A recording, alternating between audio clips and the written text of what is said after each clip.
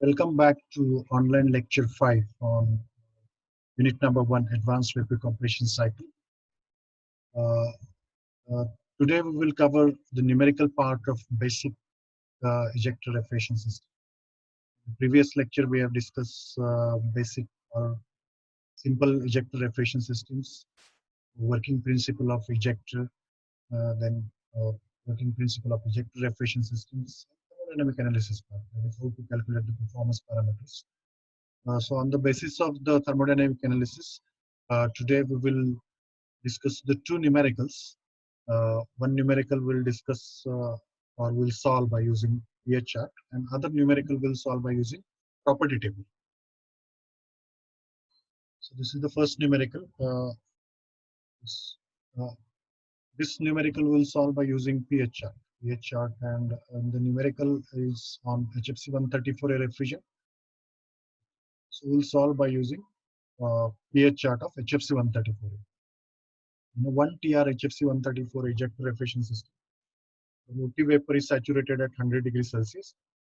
So motive vapor it is also called as a secondary vapor, primary vapor or primary fluid. So that that generates in boiler. So saturation temperature at boiler is given, that is 100 degrees Celsius, and the chilled water is produced in the evaporator using evaporation of HFC 134 at 6 degrees Celsius. So evaporating temperature is given 6 degrees Celsius. Find the mass flow rates. So mass flow rate of primary fluid, that is motive fluid, and the mass flow rate of secondary fluid, and COP of the system. Is how to calculate the coefficient of performance. As assume nozzle and diffuser efficiency as 100%. So the efficiencies of nozzle and diffusers are given. The condensing temperature is 30 degrees Celsius. Condensing temperature is given 30 degrees Celsius. And entrainment ratio and entrainment efficiency is given, that is 0.6. The entrainment efficiency is generally because of the entrainment of the secondary fluid, there is some retardation happens of the primary fluid. So this entrainment efficiency takes into account that retardation part. So due to this retardation, the enthalpy of primary fluid increases. So this efficiency is given. Now, with the help of given information, first of all, we draw the pH diagram. So pH diagram, that is pressure enthalpy diagram. We are familiar with this. Then given information that evaporating, condensing, and boiling temperature is given. Evaporating temperature is 6 degrees Celsius. Condensing temperature is 30 degrees Celsius. And the boiling temperature or generator temperature is 100 degrees Celsius. Based on the saturation temperature, we can draw three pressure lines and the intersection points. So the basic cycle we could able to draw based on the given information, and we can also extract the enthalpies related to the points. Most of the enthalpies we'll get from saturation curve. So basic, that is one point we can locate. So by following constant entropy line, we can locate point number 2, and the corresponding enthalpies we get from pH chart. Then 4 point we can locate and get the extract the value of H4 there. Then 5, 6, 8, all these values are all these points we can locate, and corresponding enthalpies also, because all points are on the same enthalpy line. So enthalpy, we have this. Then H7 we have, because this is the point we can locate. So based on the given information, we could able to locate these points. Point 4 also we could able to locate, and point 3 is also once we get point 4, then 3A constant entropy line. 3 is also known to us. So all these enthalpy values we can extract from the pH chart based on the given information. Now, it is always mandatory to complete the cycle first, and then we go for what is asked. So still the cycle is incomplete. That is, we have to look at the point 3, that is a mixing point. So in order to mixing point, now the entrainment efficiency is given. Entrainment efficiency is generally the enthalpy drop of primary fluid due to entrainment. That is, when the primary fluid flows through this primary nozzle, so its enthalpy changes. That is, H2 is the enthalpy before mixing, And after mixing or after entrainment, the enthalpy of primary fluid slightly increases because of retardation of the primary fluid.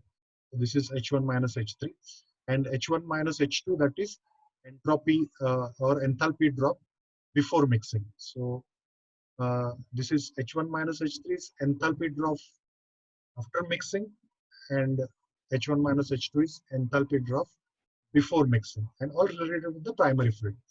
So this is the formula of entrainment efficiency. And in this, as per the efficiencies, H1 and H2 known to us, so we can calculate H3, and we can locate this particular point, H3. Then we use the equation of mixing of two streams. So mixing takes place. Now 3A point is not located in the diagram.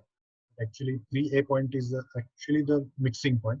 3 point is not mixing point. It is actually, in this case, it is actually the entropy or enthalpy of primary fluid after entrainment.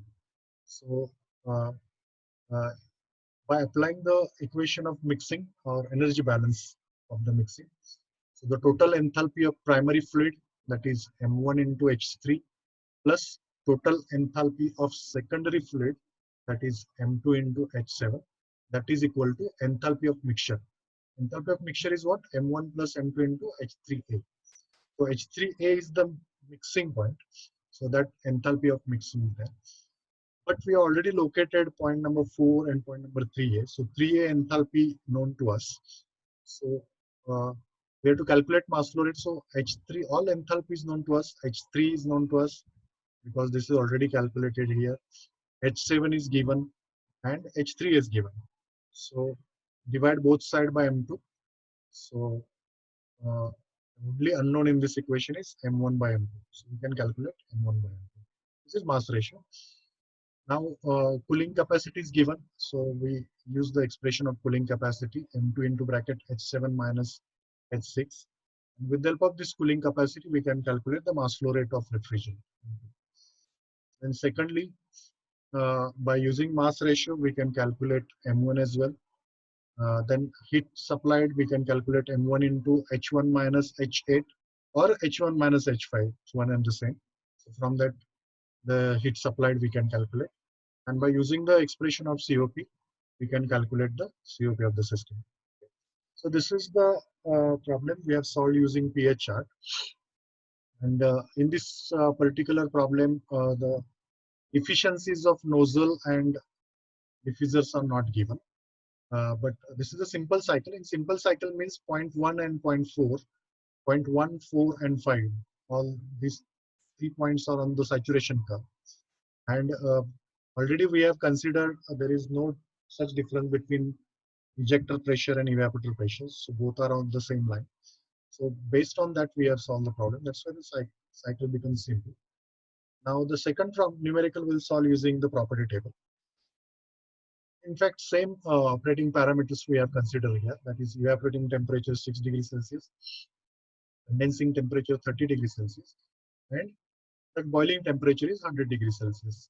So in this numerical, in an ejector refrigeration system, the motive vapor is saturated at 100 degrees Celsius. Then vapor generated at the flash chamber at 6 degrees Celsius. That is, flash chamber is nothing but evaporator. It is also same. The mass ratio of motive vapor to refrigerant vapor is 3.5. So in this case, the mass vapor ratio is given.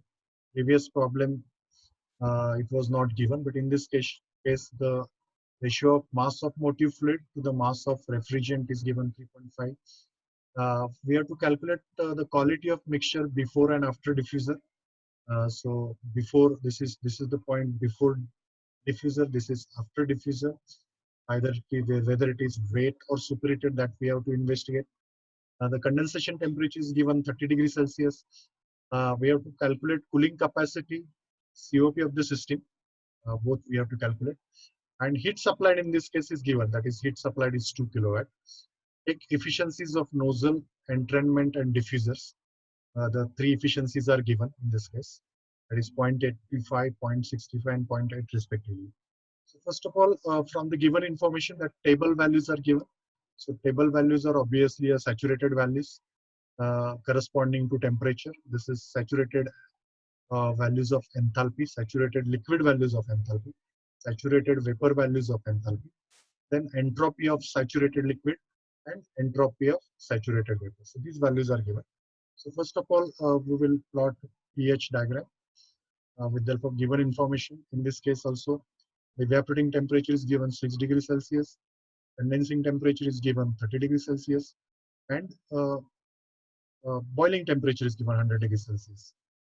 So based on the given information, 1 point we have considered as on the saturation line, so 1 to 2, and liquid line. So we can finish the diagram and corresponding values we get from the table.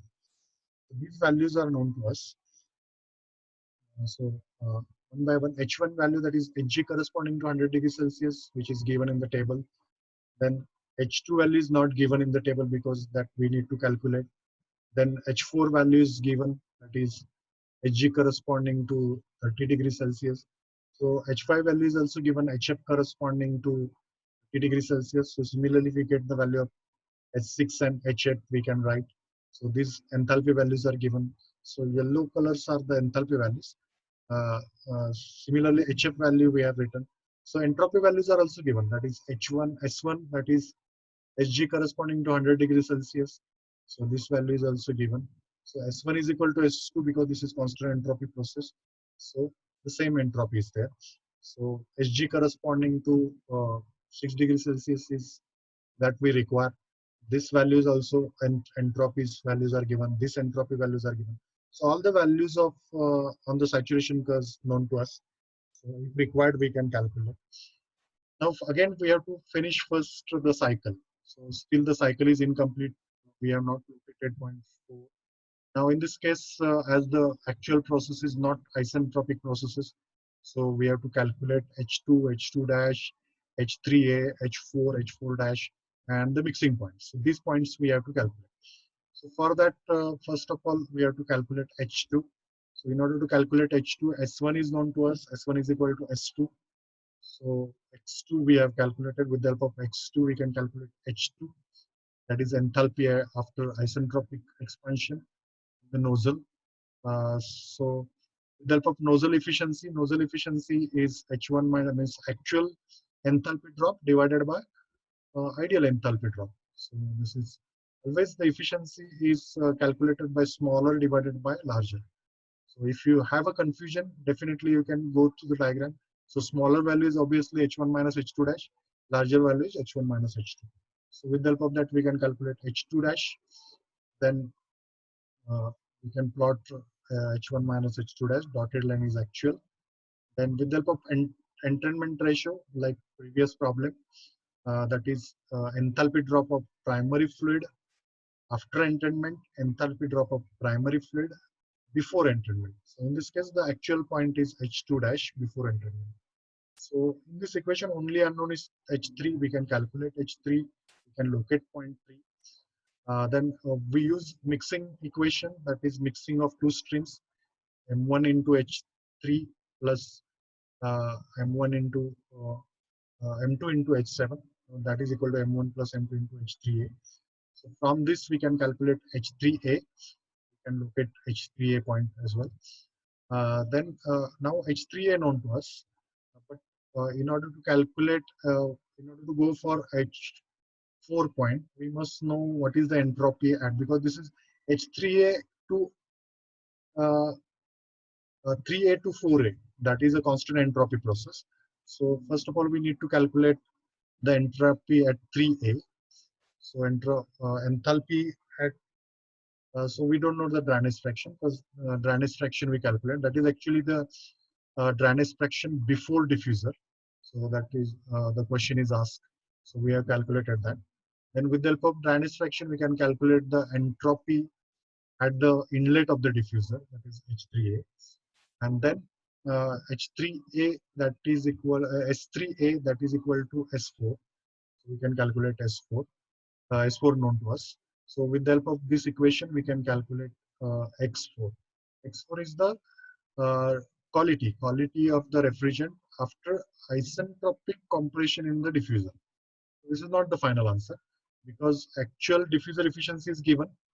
So first we calculate H4, and with the help of diffuser efficiency we can calculate H4 dash, and with the help of H4 dash we can calculate the dryness fraction or quality of the refrigerant after diffuser process. This is actual point. These are the two answers of the question, that is the find the quality of the mixture before. So quality of the mixture before diffuser, that is 0.93, and after diffuser it is again close to 1, or saturation level is 0.94, 96. Then heat supplied is given, that now we have to calculate the cooling capacity.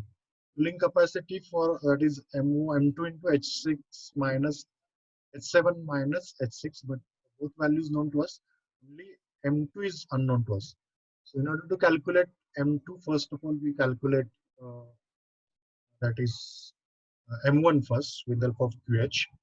QH is equal to M1 into bracket H1 minus H4. So first we calculate M1 with the help of ratio, that is M1 by M2 is 3.5. We can calculate M2, and once we get M2, we can calculate QL, that is cooling capacity. Once we have cooling capacity, then we go for COP, that is QL upon QH. So COP is 0.277.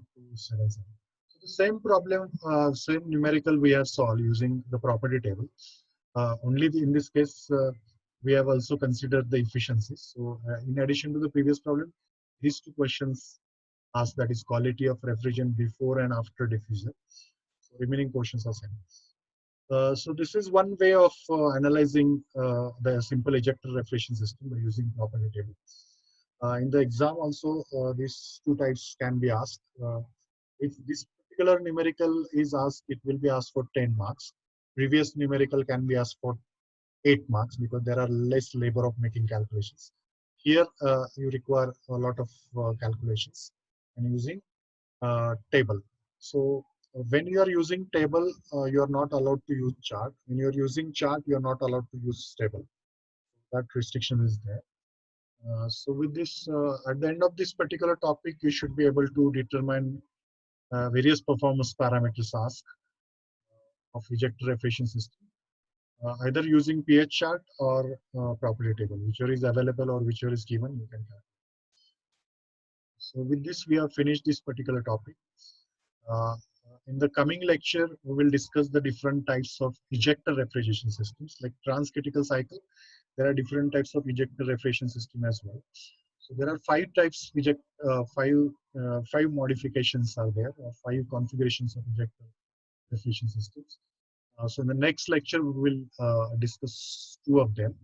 And remaining 3 modifications, we will discuss it next lecture. Thank you very much.